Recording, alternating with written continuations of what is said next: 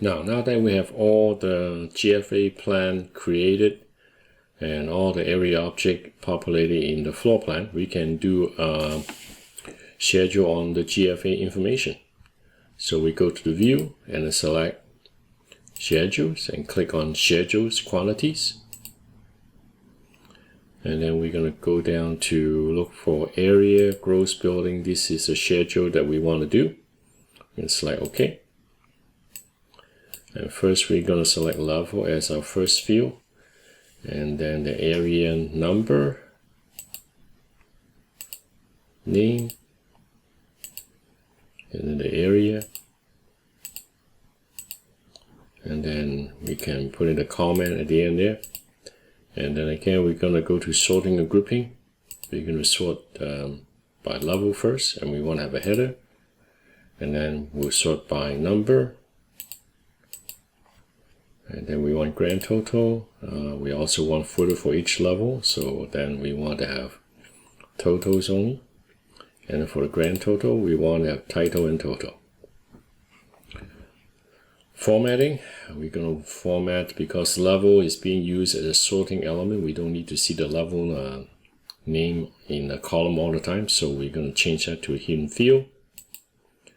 Number, we want to be center justify because it's just going to be a maximum 2-digit only. And then the name, we'll leave it the way it is. Area, we want to be right justify.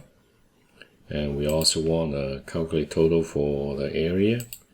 And then the field format, we want to be square meter. We want to have 1 decimal place. And we want to use digital grouping. Select OK. And we don't want to have unit symbols in the column. So we're going to identify this unit in the column heading. And then we're going to select OK and see what the table looks like.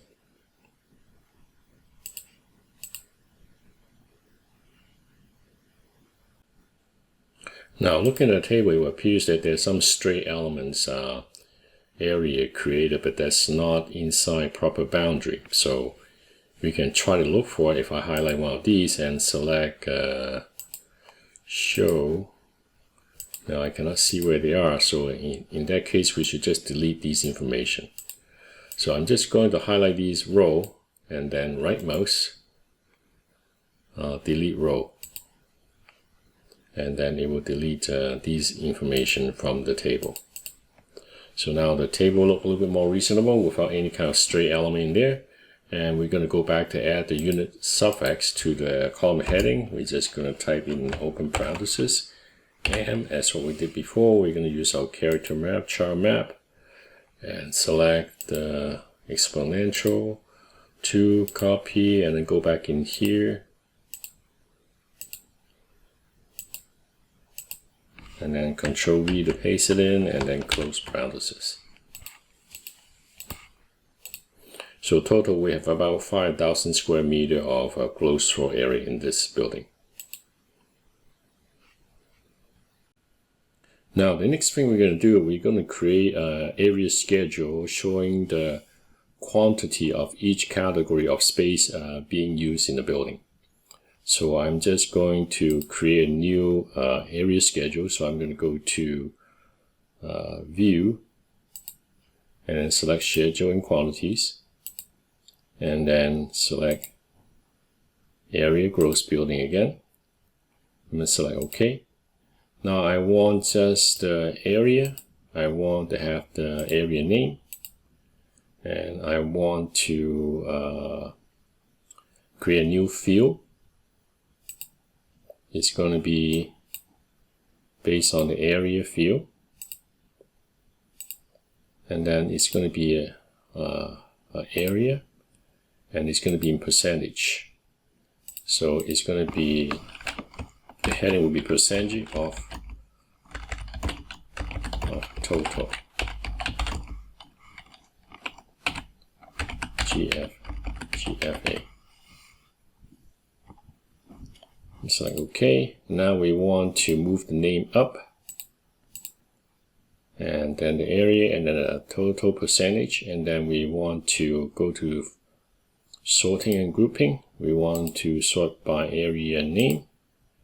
And we don't want to itemize every instance, but we do want total. And we just want total only. And formatting, we're going to format area, so we want it to be right justified. We want to have a calculate total, field format. We want to be in square meter and in 2 decimal place. And we don't want to have any units. And we want to use digital grouping. We're going to select OK. And as percentage total, we want it also to be right justified. Field format, we probably want 2 decimal place. Use digital grouping, OK. And we want to calculate total. So let's take a look what this table looks like. We're going to select OK. And you can see that it calculates these area breakdown for us. So we have 8.77% for administration. Circulation is 36.77%, and instruction is 40%, and service area is about 13.64%. So this is another method you can use to do area analysis in REVIT.